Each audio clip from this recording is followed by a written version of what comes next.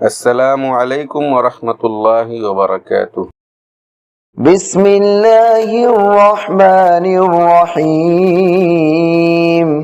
آمن الرسول بما أنزل إليه من ربه والمؤمنون كل آمن بالله وملائكته وكتبه ورسله لا نفرق بين أحد من رسله وقالوا سمعنا وأطعنا غفرانك ربنا وإليك المصير.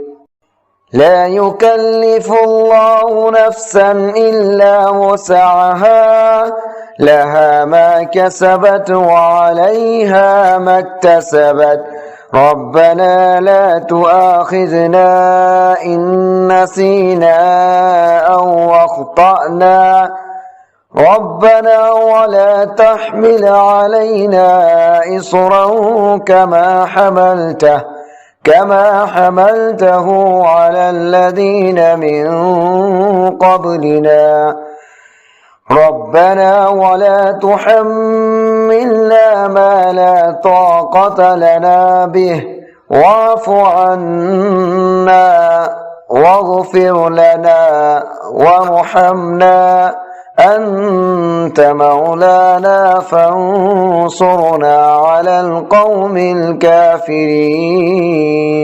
صدق الله العظيم.